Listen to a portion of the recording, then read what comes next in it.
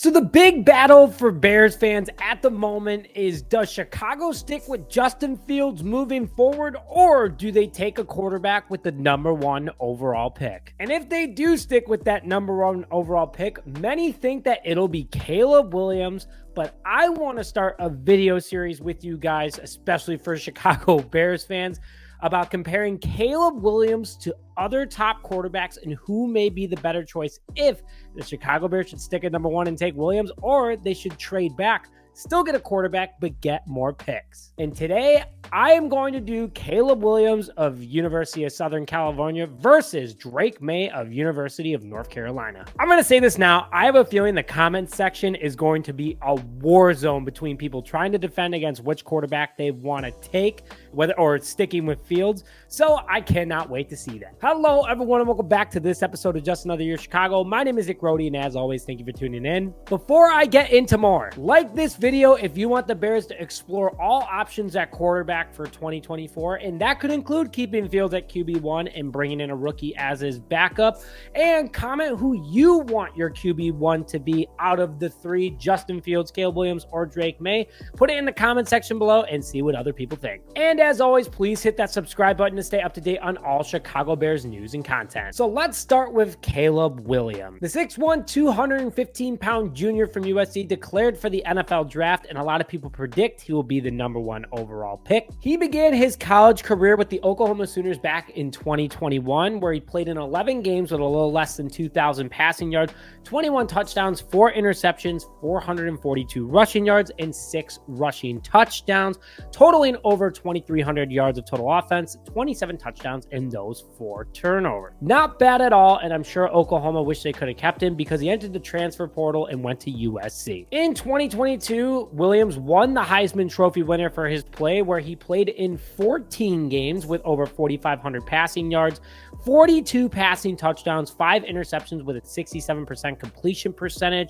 along with 382 rushing yards and 10 rushing touchdowns, totaling for almost 5,000 yards of total offense, 52 touchdowns, and 5 turnovers. Yeah, I can see why. They also had a record of 11-3 that season, and in 2023, a little bit of a different story. He played well. Trojans, on the other end, they did not. In 12 games, he had a little bit over 3,600 passing yards, 30 touchdowns, 5 interceptions, with a 65% completion percentage, 142 rushing yards, but 11 rushing touchdowns, totaling for over 3,700 yards of offense, 41 touchdowns, and 5 turnovers. If you would have given him a couple more games like he got back in 2022, he could have outbeat his stats from the season before. But his record didn't show. 8-5 this past year. He struggled in some big games and just couldn't do much as this season as we saw. So his overall stats in college is 30-10 as a starting quarterback, 169.3 QBR, a little over 10,000 passing yards, 93 passing touchdowns, 14 interceptions, a shy less of 1,000 rushing yards, and 27 rushing touchdowns. As we all know, a super athletic quarterback and just overall stellar athlete that he can make time for himself, along with having a cannon and an accurate arm, which is a crazy combination to have. And he's always moving and always making plays. Sounds pretty great. But let's go over to Drake Maye, who a lot of people might be shocked was a pretty good quarterback himself, too. The quarterback from the University of North Carolina, where Bears former quarterback Mitch Trubisky attended, is 6'5", 220 pounds, and is one big quarterback. He got his first college start in 2022 for University of North Carolina with a passer rating of 157.9, over 4,300 passing yards, 38 passing touchdowns, 7 interceptions, along with 184 rushes for a little less than 700 yards and 7 rushing touchdowns. In 2023, pretty similar. Overall, a passer rating of 150, a 65.8 completion percentage, 3,600 passing yards, 24 touchdowns, 9 interceptions, along with 112 rushes for 149 rushing yards and 9 rushing touchdowns. He regressed in a couple ways, but progressed in a couple other ways. Competition got harder. Maye started to have more film on him. Defense were able to figure it out,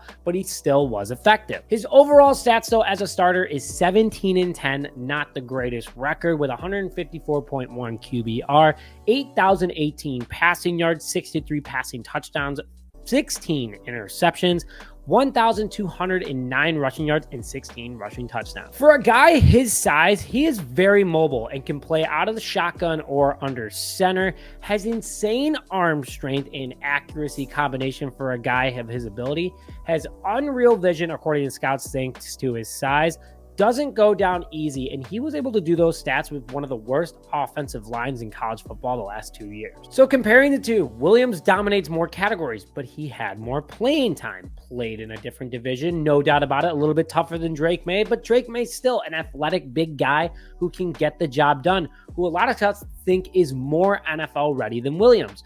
That's what they're saying. That's not my opinion. But overall, I'm impressed by both these guys. You cannot point out, though, both of them regressed this past year, which is kind of crazy to think, and they're still top talent, which they are top-notch talent. There is no doubt about it. Whoever these guys go to, they're getting fantastic athletes. Will they turn into NFL talent? We don't know. And both are going to go early in the top 5, potentially even the top 3. Bears' #1 overall pick is going to be worth a ton because both quarterbacks are going to be likely looked at by other teams that are developing and want a quarterback to move forward. So with that, the #1 overall pick keeps becoming more and more valuable, something to consider. And if the Bears decided to trade back that #1 overall pick with, let's say, the Patriots and take a top quarterback, maybe in Drake Maye, or I'm going to go over a few more, so stay tuned for that. You never know. Bears could get a couple second-round picks, a couple third-round picks, maybe a couple picks next year, and still land one of these two guys. Pretty darn impressive. We haven't even had the combine yet, so I'm just going off what they've done in college. We'll see what they do at the combine. That's where stock always flies or drops. We'll see what happens. But let me know your thoughts. Either are you sticking with Justin Fields? Are you going with Caleb Williams? You going with Drake Maye? Or are you trading back that #1 overall pick and taking another quarterback? What are you guys doing? Let's hear it in the comment section below. Again, I have a feeling it's going to be a war zone. But with that, thank you as always for tuning into this episode of Just Another Year Chicago. My name is Nick Brody, and as always, bear down, baby.